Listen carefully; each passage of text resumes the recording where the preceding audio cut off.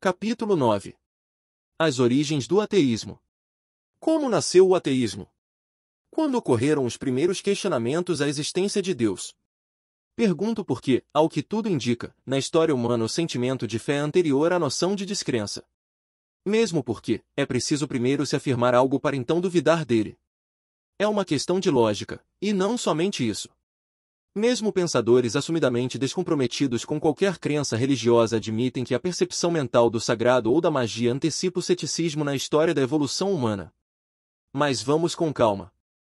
Não quero criar discórdias desnecessárias com leitores céticos já no primeiro parágrafo. Sei que não é tão simples assim. Não se trata de dizer quem veio primeiro, o ovo ou a galinha. Mesmo porque, num contexto apologético, é de se esperar que ambos os discursos, da fé e do ateísmo, reivindiquem para si a anterioridade no sentimento humano. Isto faria do adversário um fenômeno secundário, não natural, algo que veio depois e, portanto, não faz parte da essência humana. Foi artificialmente imposto a ela. Por outro lado, os evolucionistas otimistas, que leem a teoria de Darwin como sinônimo de progresso constante, argumentam que o que vem depois é sempre melhor do que o que havia antes, pois é a evolução de um princípio primitivo. A discussão sobre isso é longa, com inúmeras propostas, e não quero cansar você com um histórico detalhado de todas elas. Esta é uma breve história do ateísmo, apenas para contextualizar nosso assunto e permitir um posicionamento racional acerca dele. Tema tabu. Para começo de conversa, o ateísmo é um desses fenômenos sociais difíceis de mensurar historicamente. Dizer quando e por que ele começou não é tarefa fácil, principalmente por se tratar de um assunto tabu. Ateus são muitas vezes tidos por imorais, perigosos, delinquentes. Um estereótipo, convenhamos, sustentado por generalizações e preconceitos cegos. Talvez foi por estereótipos assim que tive tanta dificuldade em achar uma bibliografia adequada sobre o assunto. Mas minha busca encontrou bons resultados. Um dos livros mais completos que achei, descrito como um resumo de 762 páginas, foi A História do Ateísmo, de Jorge Minaud. Segundo o autor, livros que tratam do tema são tão raros que o mais completo deles, publicado em 4 volumes, foi editado nos anos 1920 na Alemanha e nunca mais atualizado. Trata-se da obra de F. Maltner, Der Atheismus und seine Geschichte in Abendland, O Ateísmo e Sua História no Ocidente. Mais um livro que apreciei muito foi Do Ateísmo ao Retorno da Religião, escrito pelo teólogo francês Denis Lecomte. Bem menos denso que o de Minaud, ele é importante por apresentar o assunto de maneira distinta, mas igualmente honesta. Porém, para não transformar este texto numa tediosa resenha de publicações sobre o assunto, deixe-me apenas dizer que houve ainda alguns outros materiais muito interessantes que me ajudaram na formulação deste capítulo. Estes citarei apenas em nota. Pré-história. Normalmente a pré-história é entendida como aquele período anterior à invenção da escrita e do uso dos metais, denominado pela arqueologia e pela antropologia como Idade da Pedra. A interpretação desse período vai depender do background cultural de cada pesquisador. É que, em termos gerais, muitos entendem que o ser humano é o resultado de um processo evolutivo, contínuo, a partir de formas primitivas, enquanto outros, geralmente religiosos, acentuam que há um hiato, um salto qualitativo muito grande entre o homem e os animais que não pode ser explicado por transformações sucessivas, mas pela diferença entre ambos. Portanto, não é a existência do homem pré-histórico e sim sua natureza que divide opiniões. Qual seria, pois, a singularidade desse gênero homo? Talvez aquilo que uns chamam de consciência mítica, outros religiosa, poderia estar no cerne da distinção humana e, portanto, mereceria ser estudado como uma das mais importantes características de nossa raça. Afinal, desconheço qualquer pesquisa comportamental em que alguém conseguiu tirar a banana de um primata, seja ele orangotango, chimpanzé ou lêmure, sob a promessa de que ele receberá infinitas bananas depois da morte. Esse tipo de barganha que troca o agora pelo porvir eterno parece funcionar só com seres humanos. Inclua-se ainda o fato de que somos os únicos, em meio à natureza, a exigir singularidade. O próprio Thomas Huxley, considerado bulldog de Darwin, embora advogasse com fervor a estreiteza genealógica entre o homem e os símios, concluiu seu famoso livro O Lugar do Homem na Natureza com uma nota sobre a necessidade humana de encontrar um lugar que lhe seja essencialmente único. Em outras palavras, conforme a admissão recente do primatólogo Franz de Waal, desde o bípede implume de Platão até o animal moral de Richard Uriah, continuamos como humanidade tentando achar aquilo que nos torna singulares, Aquilo que nos faz sentir especiais no universo e nos torne livres da ideia de sermos apenas animais. Se essa distinção é real ou fictícia falaremos em outro momento. Por ora, a questão que interessa é: seria possível encaixar na linha evolutiva do Homo erectus, Homo faber, Homo sapiens, a figura adicional do Homo religiosus, o que crê, ou do Homo scepticus, o que duvida? Um pouco de antropologia. Desde a era Darwin, os antropólogos amam dar nomes difíceis para os supostos ancestrais da raça humana, e a lista genealógica muda quase como atualizações de aplicativos. Em todo o Congresso surge uma nova proposta, e não é difícil perceber ideologias políticas, filosóficas e governamentais por detrás tanto de quem defende a ideia como dos que reagem a ela.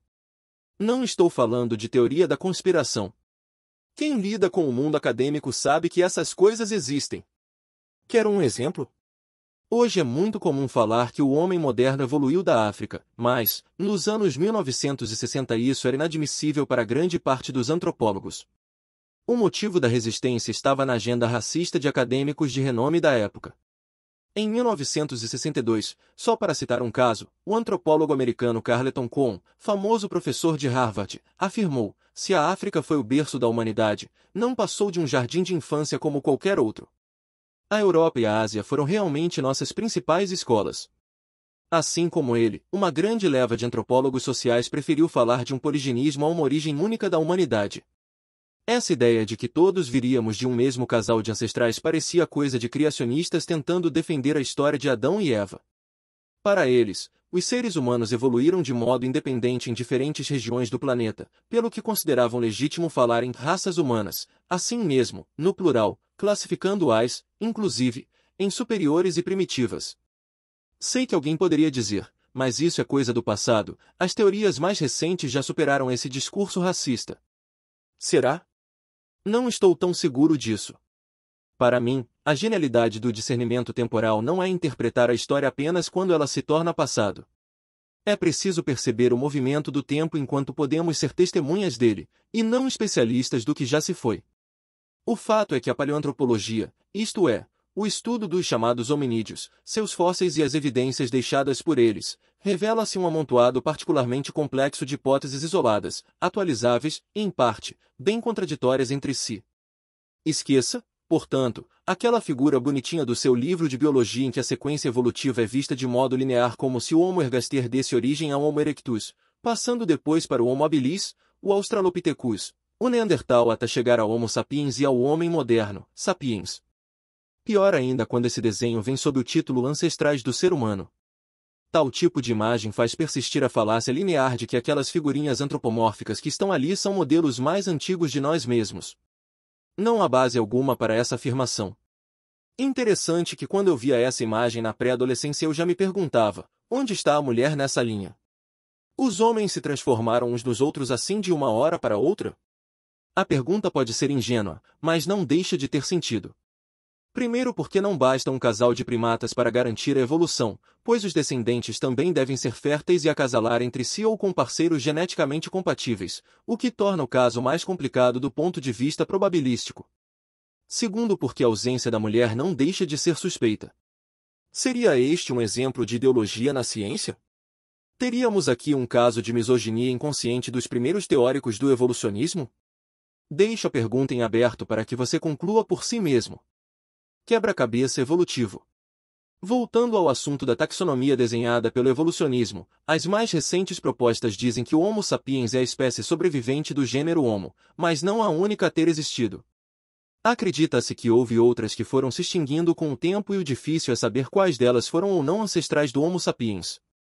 Os que advogam a teoria da substituição dizem que a incompatibilidade entre o Homo sapiens e os demais grupos fez com que ele evoluísse de modo independente e fosse o único a resistir, ao passo que os demais foram extintos. Por outro lado, existem os que preferem acreditar numa miscigenação das antigas espécies, de modo que o Homo sapiens procriou com outros grupos humanoides, como os Neandertais e o Homo erectus. Isso teria acontecido paralelamente, de modo que, ao mesmo tempo em que surgia na África uma linhagem humana descendente de sapiens e erectus, nascia outra na Europa, fruto da mistura de sapiens e neandertais. Deste modo, africanos e europeus seriam aparentados, mas não constituiriam uma mesma raça humana. A polêmica sobre esse assunto ainda permanece. Não existe qualquer consenso acerca de quais grupos deveriam ou não ser considerados espécies em separado e sobre quais deveriam ser subespécies umas das outras. Em alguns casos, isso se dá pelo exagero de afirmações feitas com base numa lacuna de evidências que é a escassez de fósseis que pudessem validar a teoria. Em outros, por causa das diferenças mínimas usadas para distinguir espécies no gênero Homo, outro assunto ainda em discussão. Recentemente, novos estudos sobre DNA têm colocado mais lenha na fogueira. Vários antropólogos temem que a comprovação de uma teoria da miscigenação possa trazer de volta a Pandora do racismo ao afirmar uma significativa diversidade genética entre as populações humanas atuais. Agora imagine a dificuldade, neste cenário nada unificado, de se estabelecer uma teoria para a origem da crença e da descrença humana que seja realmente objetiva, do ponto de vista científico, e agrade a todos. Tarefa difícil, para não dizer impossível. Subjetivismo em alta. O tema das origens se torna mais delicado quando se percebe que os estudos clássicos neste sentido, tanto os que advogam quanto os que negam a anterioridade da fé, baseiam-se em indícios escassos, fósseis, ferramentas de pedra, pinturas rupestres, que, por sua vez, são interpretados de modo subjetivo por parte do pesquisador moderno.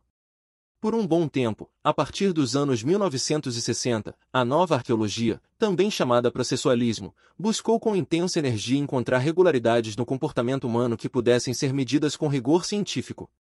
A abordagem positivista era o sonho de consumo dos arqueólogos, antropólogos e também da sociologia. Mas os anos 1980 trouxeram consigo um profundo questionamento às pretensões processualistas de se tornar uma ciência exata. Alicerçados nos trabalhos de Ian Oder, Michael Shanks e Christopher Tilley, esse novo movimento, chamado pós-processualismo, seria uma corrente de diversos segmentos contrários ao processualismo, reveladores da realidade que a interpretação arqueológica e antropológica ainda dissertava de maneira subjetiva, pois o que a verdade apurava a partir do registro arqueológico era muitas vezes relativa ao ponto de vista do pesquisador responsável por escavar os fósseis e apresentar os dados. O registro rupestre, por exemplo, é uma daquelas facetas com que o arqueólogo pré-histórico se depara no decorrer de suas atividades e que implica maior subjetividade nas diferentes tentativas de análise e interpretação do que estaria por detrás daqueles símbolos. Afinal, seus autores não estão mais vivos para explanarem o que quiseram dizer com aquilo. Já havia a mesma figura rupestre interpretada diferentemente como calendário, cena comum de caça e ritual de iniciação. E o pior é que todas foram tratadas como conclusões científicas a despeito das divergências subjetivas de seus pesquisadores. Todo esse esforço interpretativo era fruto de uma cooperação entre arqueologia e sociologia, tentando resolver o problema do hiato temporal entre nós e a pré-história, por meio de observações sistemáticas atuais de comunidades ditas primitivas, como os esquimós do Alasca e os aborígenes da Austrália. Importantes teóricos como Emily Durkheim, Lewis Binford e Claude Lévi-Strauss lançaram mão desse método analítico. Porém, fora a temerária permanência de um discurso racista e colonialista na interpretação dessas culturas, Foucault já alertara quanto a isso, temos ainda o problema do anacronismo e da subjetividade na análise da cultura material. A assimilação de um suposto pensamento de povos pré-históricos a partir do pensamento de grupos étnicos atuais ditos primitivos é um pulo teórico bastante contestável. Quer alguns exemplos adicionais de discrepância na análise dos dados? John Lubbock, de 1834 a 1913, estudou atentamente povos primitivos da Austrália e da Terra do Fogo, concluindo que a humanidade seria basicamente ateia em suas origens, isto é, que o conceito de divindade veio apenas mais tarde na evolução humana. Já Edward Taylor, de 1832 a 1917, analisando as mesmas evidências, chegou a uma conclusão contrária, dizendo que o homem é essencialmente religioso desde suas origens e que o animismo seria a forma original de religiosidade humana. Antropologia da religião. Depois de ler longamente os resultados de várias pesquisas sobre religião e o homem primitivo, embora eu não aprecie muito essa expressão, resolvi tomar minha posição sobre esse assunto, abdicando num primeiro momento de minhas pressuposições religiosas. O objetivo é tentar ver que conclusões ou hipóteses eu poderia levantar a partir da cultura material disponível, caso eu não tivesse a Bíblia como fonte de informação. Tal exercício ajuda a iniciar diálogo num campo comum com aqueles que possuem uma cosmovisão diferente da minha. Além disso, me permite criar uma antropologia da religião, ainda que provisória, assumidamente pessoal e esclarecedora de meu pensamento. Eis as conclusões a que cheguei. 1. Não posso assumir uma postura de desprezo em relação a tudo o que se publicou sobre o assunto. Caso contrário, corro o risco de cair numa atitude anti-intelectualista e anticientífica. Contudo, há boas razões para ser no mínimo cauteloso ao fazer inferências a partir de materiais ágrafos ou da comparação entre modernas sociedades caçadoras-coletoras e o homem pré-histórico. 2. Está claro, a despeito das divergências interpretativas, que o homem pré-histórico era um ser que abstraía significado espiritual das coisas. Quer seja de uma forma mágica, religiosa ou mítica, ele era definitivamente um ser espiritual ou, pelo menos, espiritualizante, pois não se contentava com o sentido meramente físico das coisas. 3. De fato, vestígios de religiosidade existem entre os povos primitivos. Ainda que revelados em forma de superstições, magias e rituais animistas, esses elementos são a expressão clara de um senso do sagrado. Se houve mesmo uma revolução cognitiva da humanidade, eu não sei. Também não posso afirmar cientificamente a realidade de uma revelação divina, mas que a religião parece nascer em conjunto com as primeiras abstrações do Homo sapiens, disso não tenho dúvida.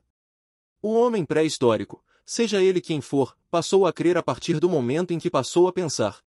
4. A tentativa de se negar o caráter religioso ou espiritual dessas evidências talvez esteja na ambiguidade fundamental de qualificar como ateu ou não religioso tudo aquilo que fuja da concepção moderna e ocidental de religiosidade. Antigas culturas podem ignorar a nossa concepção de Deus, mas isso não significa que não tivessem uma ideia própria do sagrado.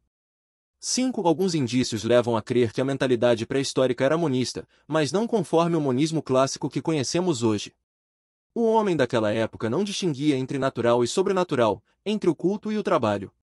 Havia uma recorrente dedicação da atividade comum à divindade, em reconhecimento à sustentação da vida. Religião e trabalho eram uma coisa só para ele, o que não quer dizer que não soubesse a diferença entre o comum e o sagrado, entre o santo e o profano. O homem pré-histórico apenas conseguia ver algo que hoje já não é mais admissível na sociedade, o conceito de mundo físico como reflexo de realidades espirituais. 6. Há elementos suficientes para advogar uma qualificação imaterial de certas relações entre o homem e o universo que o rodeava. A clássica evocação do fascinas e o tremendum, isto é, do fato de estar fascinado e de tremer diante do sagrado, é lógica para classificar o sentimento das comunidades pré-históricas. 7. Considerando que as marcas de rituais sagrados estão em toda parte, não é difícil admitir a universalidade de um sentimento religioso nos povos primitivos. Devo, porém, admitir que qualquer tentativa de querer com isso provar uma revelação original de Deus seria, num primeiro momento, um raciocínio abusivo. 8. Se houve mesmo uma gradação evolutiva conforme a teoria de Darwin, a atividade religiosa, contrária ao que afirmam alguns ateus modernos, não foi impeditiva da evolução, pelo contrário, impulsionou-a.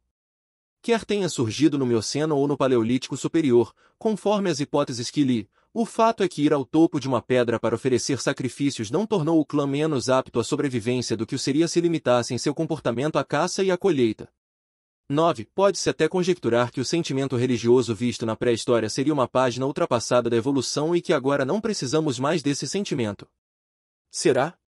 Quando ouço antropólogos evolucionistas descrevendo em detalhes a suposta cena de um grupo humano primitivo usando ópio, dançando em torno de uma fogueira e prestando devoção a um feiticeiro e um totem, não posso deixar de imaginar outra cena. Alunos daquele mesmo professor correndo, depois da aula, para uma balada muitas vezes regada a maconha e álcool, devotando sua existência a um cantor famoso e a totens modernos como marcas de carro, seriados, filmes, roupa e celular. Ultrapassamos a religião ou apenas mudamos o objeto de culto, mantendo, porém, o rito? Algo a se pensar. Espero, sinceramente, que esta última análise não ofenda você, que se identificou com a cena descrita. Foi apenas uma leitura social. Afinal, se interpretamos com facilidade a sociedade alheia, não devemos nos ofender de interpretarem também a nossa. Se o homem primitivo tinha uma consciência mítica, o de hoje tem um fascínio pela ficção e pelo marketing. Os totens mudaram de forma, mas continuam os mesmos. Antes recorria-se ao guru, hoje vamos atrás dos especialistas em mercado, dos descolados, dos midiáticos. Tudo como uma espécie de soro contra o não-afeto e a efemeridade da existência.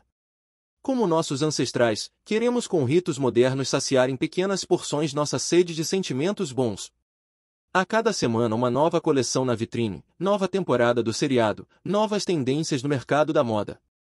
Um restaurante recém-inaugurado no centro, um filme legal que estreia nos cinemas. O que seria isso senão seres humanos agindo como fiéis no templo do consumismo? Não quero, contudo, fazer disso uma tese. Foi apenas uma digressão ou provocação mental, sem pretensões sistemáticas. Afinal de contas, não quero ser criticado por cair no mesmo erro processualista que fiz menção poucas linhas atrás. Não obstante, você há de concordar comigo que usamos com facilidade as coisas, mas não temos a mesma naturalidade para refletir sobre elas e o que significam. O uso parece natural, mas a reflexão tem de ser provocada. E o ateísmo? Estou ciente de que as conclusões anteriores parecem não abrir espaço para o ateísmo na pré-história. De fato, se trabalho apenas com os elementos antropológicos que a arqueologia me traz, fica difícil encontrar evidências de ceticismo ou ateísmo nessa fase da história humana. Temos indícios apenas daquilo em que se acreditou, mas não daquilo que se negou e, mesmo que o tivéssemos, para que a negação se consolide na história, é necessário que haja antes o elemento a ser negado. É por isso que, na lógica aristotélica, uma proposição ontológica negativa dificilmente será provada. Fica, é claro, a possibilidade de que as interpretações dadas estejam todas erradas e as externalizações pré-históricas nada tenham a ver com o sagrado. Mas se assim for, esse sentimento não poderia ser chamado de ateísmo, pois não havia nenhuma divindade para ser negada. Muito menos ceticismo, pois não havia nada para ser descrito. Além disso, permanece a pergunta: de onde veio o sentimento humano de busca pelo sagrado? Em que momento e por que ele rompeu na trajetória da humanidade? Seria uma imposição social como supus a proposta marxista? Ou uma necessidade do inconsciente como disse Freud? Seja como for, ainda que as implicações religiosas na pré-história estejam insuficientemente sistematizadas e o estudo antropológico da indiferença espiritual seja inexistente, não vejo problema em admitir teoricamente que o questionamento às crenças religiosas já estivesse presente nas sociedades primitivas. Se me permitem usar por um instante a Bíblia, é possível perceber no testemunho do Gênesis que a apatia e oposição a Deus já eram vistas desde o princípio da história humana. Caim, os pré-diluvianos, a mulher de Ló, os habitantes de Sodoma são todos representantes de uma antirreligiosidade, ou, pelo menos, de um antagonismo àquela religião revelada por Javé. É claro que a descrição é pejorativa, mas, ainda assim, válida para afirmar que até a Bíblia reconhece o ceticismo e a heterodoxia nos primórdios da humanidade.